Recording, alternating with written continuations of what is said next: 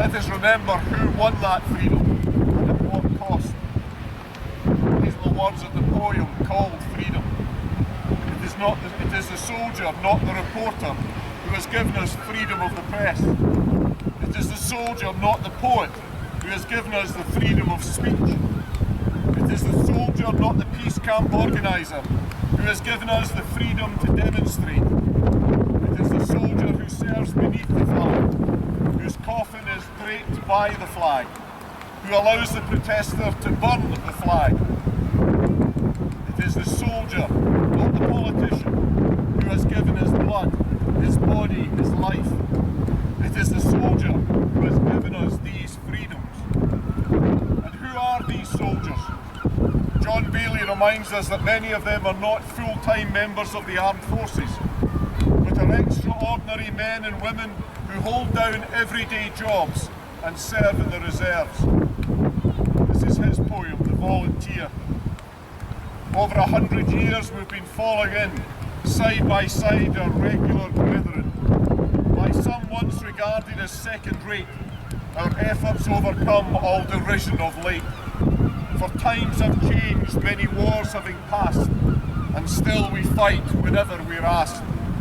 One night a week, 12 weekends a year, we say our farewells and don our gear. We learn, we train, keep ourselves fit, until the day we're told, this is it. Where gaps would be, we fill the role, but on our numbers this takes its toll. So in lining street and bowing head, we join a Wiltshire town to mourn our dead. And padres lead us in November cold, as we march in ranks and crowds behold. Before cenotaph we bring to mind all fallen comrades and those left behind. Or alone while reading a name on a wall, we quietly hope no others will fall. Politicians come and then they go. We wonder if they truly know what it takes from kin to sit and pray. Please don't volunteer, don't go away. But to hug and kiss and say they'll right, not blame us for going as well they might. For we have a choice and we choose to serve. This takes courage, this takes nerve.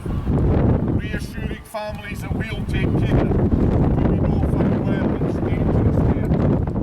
But still we're needed and so still we go. Long may this continue, let's hope so. For though a volunteer isn't worth 10 other men, at least others are called, so often then.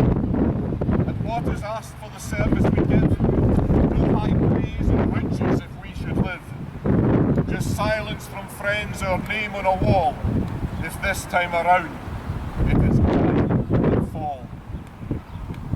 Today we remember all those who have served in the Ayrshire Yeomanry down through the years.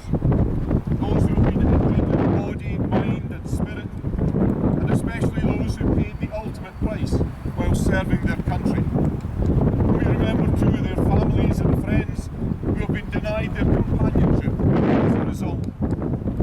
Today, as we make this act of remembrance, remember these words from the prophet Isaiah.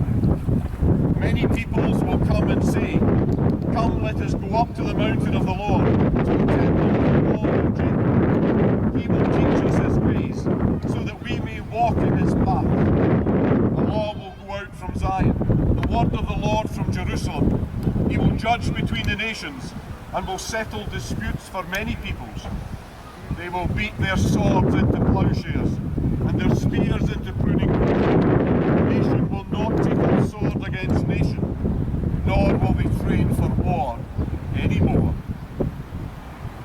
Let those words dwell in our hearts and minds, so that we might do all in our power to make sure that war becomes a thing of the past, and not a first solution to disputes and arguments. Let's make sure that the sacrifice of those who have gone before us was not in vain, but helped build a better, fairer and more just world, because that is the only outcome worthy of their sacrifice.